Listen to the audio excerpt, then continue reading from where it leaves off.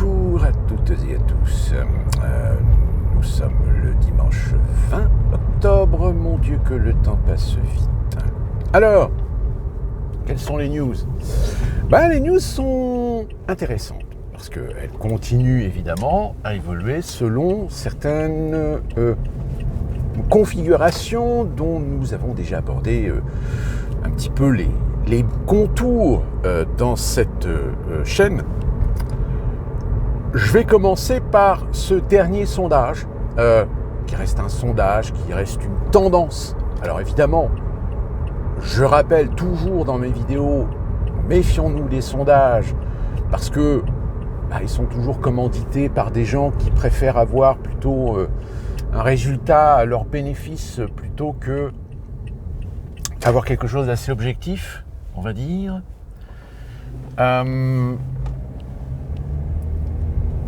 Mais je pense que, en toute honnêteté, je pense que ce sondage est peut-être le plus réaliste qui est actuellement par rapport à la situation, par rapport au vécu que nous avons ici aux États-Unis. Voici la carte des estimations. Vous pouvez constater qu'il y a des États qui, évidemment, restent profondément ancrés dans leurs valeurs politiques.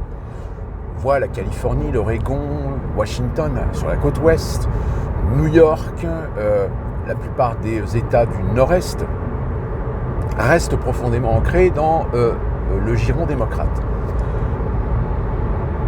Ces 20 dernières années, vous avez des États qui sont, on va dire, des États de rude bataille entre les deux partis, parce que c'est des États qui, de par leur démographie, possèdent un très grand nombre de grands électeurs. Puisque, je rappelle, ici aux États-Unis, nous ne votons pas sur un suffrage universel direct, mais indirect. Indirect, pourquoi ? Tout simplement parce que le résultat de l'élection présidentielle par État définit aux grands électeurs leur voix à un candidat ou à un autre. C'est-à-dire que ce n'est pas le nombre de votes qui détermine à l'échelle nationale l'élection ou la victoire du président ou du candidat à la présidentielle, mais le nombre d'électeurs qu'il va décrocher. Alors je crois qu'il y a 270 grands électeurs pour avoir la victoire confirmée.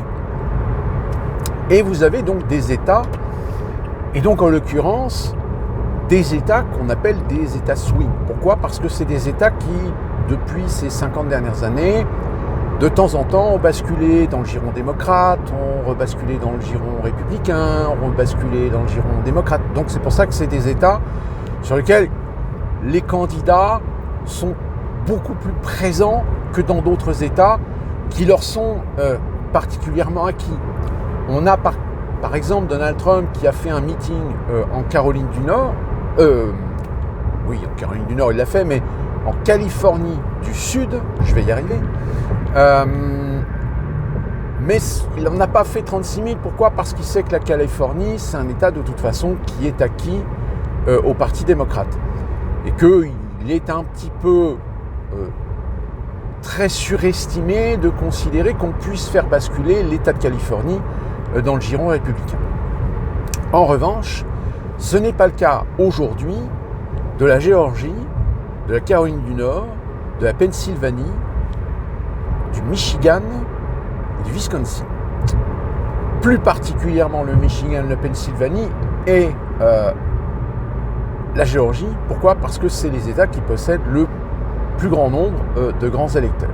Donc vous comprendrez pourquoi Kamala Harris et Donald Trump font parfois 2, 3 ou 4 meetings dans les plus grandes villes ou dans un certain nombre de petites localités pour justement toucher l'électorat profond, l'électorat rural dans ces États. Puisqu'on a vu Donald Trump est retourné dans cette petite bourgade où il avait été victime d'une tentative d'assassinat. Et ça a regalvanisé, évidemment, son électorat. Et sur cette carte, on le voit que ces États, pour l'instant, on estime que c'est Donald Trump qui est plutôt en tête. D'où la raison pour laquelle on lui met un petit orangé, on ne lui met pas un rouge, mais un petit orangé sur ces États-là. Alors ça reste qu'une estimation. Si ça se trouve, le jour de l'élection, on va se rendre compte que la Pennsylvanie va rester dans le giron démocrate, que le Michigan va rester dans le giron démocrate, etc. De mon observation personnelle, je dis bien là, c'est mon observation personnelle. Là où en effet les dés ne sont pas jetés, c'est la Géorgie. Je pense que la Caroline du Nord va rebasculer républicaine. En revanche, pour la Pennsylvanie, le Michigan et le Wisconsin, je pense que tout va être fait, je dis bien tout va être fait, pour que ces États restent dans le giron démocrate. Alors, quand je dis tout va être fait, on est d'accord que ça peut inclure aussi le risque de fraude. Dans une précédente vidéo, je vous ai expliqué ce qui s'est passé dans le Michigan. Non, c'était pas dans le Michigan? Si, c'est dans le Michigan. Je ne sais plus. Dans quel état c'est? Mince. Je ne sais plus. Dans quel état c'était où ils ont trouvé... si, il me semble que c'est le Michigan. Enfin bon, encore le Michigan. Là, dans le Michigan, ils ont trouvé en effet qu'il y avait alors apparemment 500 000 personnes de trop sur les listes électorales. Alors les autorités ont dit oui, mais on a un plan qui est prévu pour 2027 pour épurer les listes de 600 000 noms. Oui, sauf que... Oui, mais vous comprenez, c'est que là, on ne peut rien faire. On ne peut pas les supprimer maintenant. Donc là, il y a les républicains qui sont en train tout simplement de lancer une procédure pour essayer d'épurer un petit peu les listes électorales, parce que quand même, 500 000 noms, il y a 500 000 noms qui dopent les listes électorales dans le Michigan. Mais là, comme je vous avais dit, de toute façon, à partir du moment où vous avez une volonté d'essayer de tout faire, je dis bien tout faire, pour permettre aux démocrates de garder une certaine avance, tout faire, ça veut dire aussi ne pas régulariser une situation qui n'est pas normale. Et là, concernant le Michigan, la situation n'est pas normale. Mais, comme là, les processus d'élection sont lancés, ça y est, il y a des États qui commencent à voter, parce que l'élection, c'est dans 3 semaines. Non, même pas, 2 semaines. C'est dans 2 semaines. 16 jours. Oui, dans 16 jours. Donc forcément, ça commence à jaser un petit peu, quoi. Parce que si déjà, avant même l'élection, on commence à constater des trucs qui vont pas, ça pose problème. Et d'autant plus que ce sondage, cette étude, tente à démontrer que sur les États swing, c'est Donald Trump qui a une légère tête. C'est-à-dire que là, si jamais cette étude est viable, je dis bien si cette étude est viable, c'est Donald Trump qui l'emporte. Mais là encore, j'insiste encore sur le fait que ça reste qu'un sondage. C'est une tendance. Et on sait que parfois les sondages ne sont pas si loin de la réalité, comme parfois ils étaient complètement à côté de la plaque. Comme j'ai pu voir un sondage qui mettait la Californie, Oregon et Washington dans les mains des républicains. Là, non, faut arrêter de rêver. Et donc la campagne présidentielle continue. Mais elle continue. Et malheureusement, Bah oui, la dernière boulette de Kamala Harris, c'est quoi? C'est un type qui a hurlé dans son meeting Jesus is Lord, Jésus est le Seigneur, et qu'elle a dit oui, tu t'es trompé de meeting.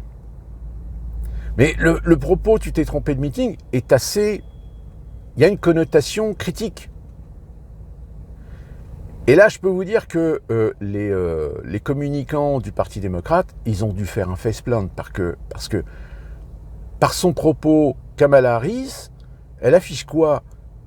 Elle affiche un sentiment anticlérical. Alors peut-être qu'après, ils vont dire oui, mais non, en fait, ça ne veut pas dire ça. Il est évident que Kamala Harris n'est pas contre la religion, contre les Américains qui ont une croyance, etc. Mais c'est justement ça qu'on lui reproche.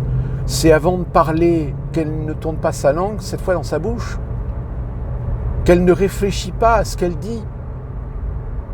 Qu'elle essaye de faire raison garder dans son propos.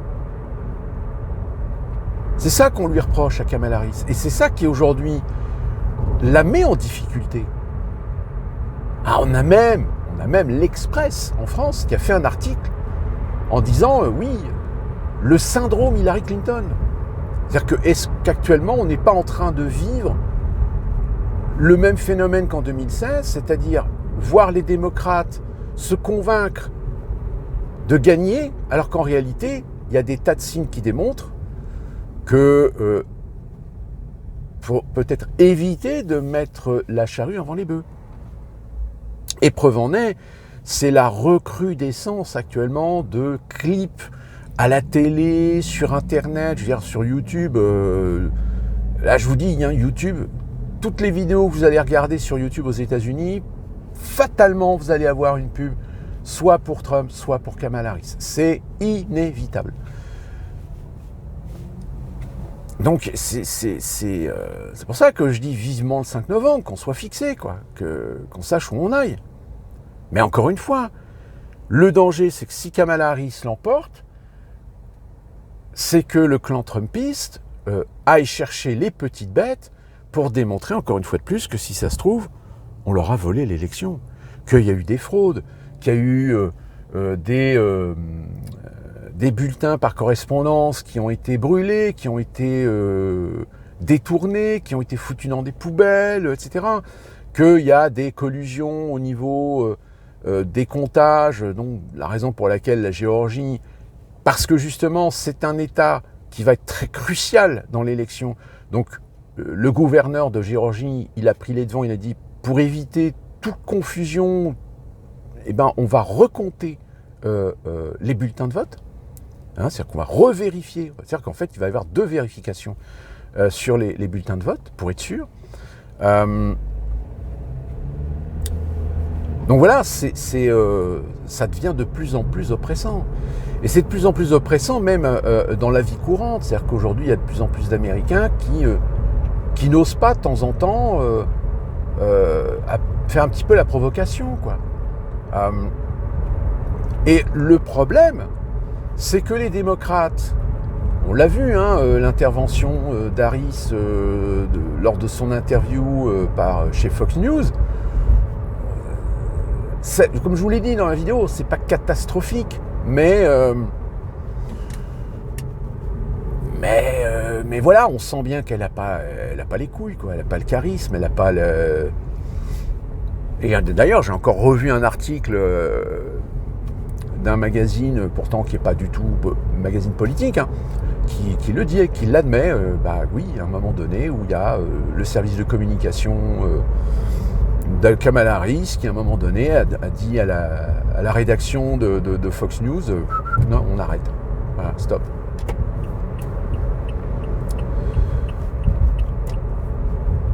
Donc voilà ce que je peux vous dire un petit peu sur l'évolution de ce qui se passe ici aux États-Unis. Mais on sent hein, la tension. La tension, elle est là. Hein. Elle est partout. Elle est partout autour de nous.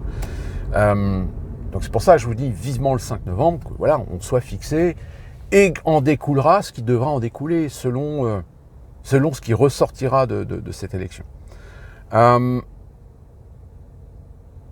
Je vais revenir en France. En France, bah, ouais, qu'est-ce que vous voulez que je vous dise de plus? Bah, vous allez casquer.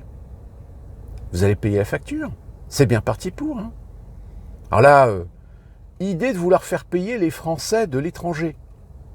Bon, alors je vous rassure, moi je ne suis pas concerné puisque ce projet ne concerne que les Français qui touchent un niveau de salaire assez élevé, mais qui sont surtout des expatriés professionnels. C'est-à-dire que moi je suis un expatrié indépendant, c'est-à-dire que je suis parti vivre à l'étranger, j'ai plus rien à voir avec la France aujourd'hui. Je paye pas d'impôts, je paye pas de taxes, je paye ce que j'ai à payer en impôts, en taxes, sur mon salaire, on me retire ce qu'il faut que je paye comme n'importe quel autre Américain pour mes impôts, mais je ne paye plus rien en France. Je pourrais par exemple demander à payer, à cotiser pour la sécurité sociale par exemple, mais j'ai pas les moyens pour l'instant, c'est juste pas possible. Donc, il y a aussi, alors peut-être réussir à mettre une taxe sur les héritages, mettre une taxe sur les dividendes, sur les assurances vie. Non mais voilà, quand on vous dit que de toute façon les caisses sont vides et qu'il faut remplir les caisses parce que de toute façon l'Union européenne, ça y est, l'Union européenne, elle a tapé sur les doigts de Macron. Donc à partir du moment où elle a tapé sur les doigts de Macron, qu'est-ce que vous voulez que ça change?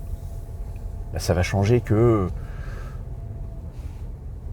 Mais bon, en effet, le Rassemblement national est contre le retour de l'ISF. En gros, bon, pas de surprise. Et je vais terminer, parce que bon, est-ce qu'ils vont utiliser le 49.3 ? Oui, de toute façon, ils n'ont pas le choix. Donc, je vous le dis, Françaises, Français, aujourd'hui, le seul moyen de récupérer la situation, c'est que Macron dégage. Alors, soit il démissionne, ou soit, on fait quelque chose pour qu'il dégage. Mais n'attendez rien de vos députés, n'attendez rien du Parlement, n'attendez rien de vos politiciens, de quelque parti que ce soit. C'est pas eux qui feront en sorte de virer Macron. Et j'ai même envie de dire, vous allez virer Macron, mais vous allez mettre qui à la place? Vous allez organiser des présidentielles, et ça sera toujours les mêmes. Ça sera les Mélenchon, ça sera les Le Pen, ça sera peut-être que Barnier, ou Wauquiez, ou je ne sais qui l'autre encore, ou Ciotti, ou Zemmour. Mais le problème de ces gens-là, ils sont dans le système, ils sont adoubés par le système. Donc, s'il faut vous baiser la gueule, ils le feront. Parce qu'ils n'ont pas le choix. Parce que tant que la France sera soumise aux règles et aux lois de l'Union européenne, vous êtes baisés. C'est comme tout ce qui est Martinique, Réunion, etc. La vie chère, mais pourquoi c'est de la vie chère? Mais parce que ces îles appartiennent au territoire français et que le territoire français est soumis aux lois européennes. Donc, ces îles sont obligées d'exporter leurs produits depuis l'Europe. Le Coca-Cola qui est vendu en Martinique, il ne vient pas du Honduras, du Brésil, les pays qui sont à côté. Non, il vient d'Europe. Donc le transport, c'est cher. Donc, répercussion du coût du transport sur le prix à la vente. Donc c'est pour ça que l'Union européenne, faut sortir de ce truc-là. Hein? C'est comme Ayer, là. Ayer, elle n'arrête pas de tweeter. On a l'impression qu'Ayer, elle a le pouvoir. Ça y est, elle sent plus pisser. Mais ma conne, si le Parlement européen avait un tant soit peu de pouvoir sur la Commission, il y aurait déjà longtemps que Van der Leyen, elle aurait été virée. Donc le problème, c'est ça, c'est que ces gens continuent à vous faire croire aux Français une illusion. Donc voilà, je veux dire, il y a un moment donné où tout se sait. Mais ça se sait par des réseaux qui, aujourd'hui, ces réseaux commencent à se faire attaquer par les bien-pensants. C'est comme aux États-Unis, c'est pareil. Quand vous avez Hillary Clinton qui balance le truc en disant oui, s'il serait bien qu'on sanctionne et qu'on interdise les réseaux de mésinformation. Alors déjà, qui détermine un réseau de mésinformation si ce n'est des gens en collusion avec la bien-pensance, avec les mondialistes, avec la finance, et qui va tout faire pour faire taire toute parole dissonance, toute parole d'opposition.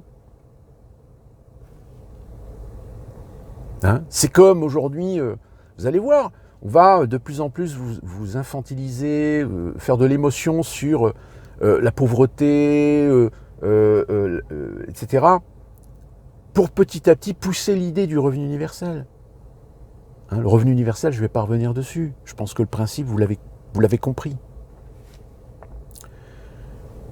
Et là, pour terminer, la grosse affaire, Hanouna. Hanouna pourrait bien quitter le groupe Canal.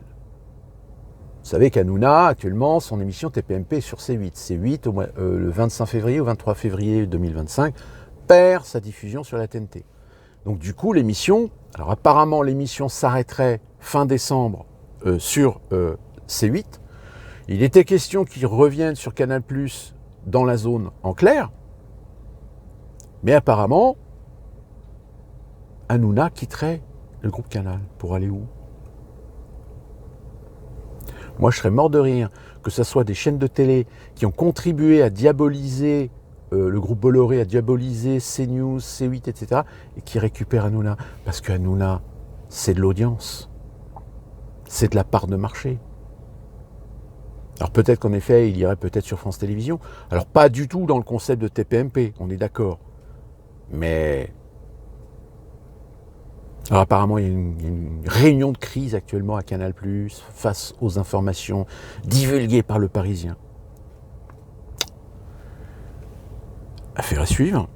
Et nous, on se retrouve très prochainement pour une nouvelle vidéo. Je vous tiens au courant de l'évolution des choses également aux États-Unis, parce que là, on s'approche de la date fatidique. Et d'ici là, portez-vous bien et à la prochaine.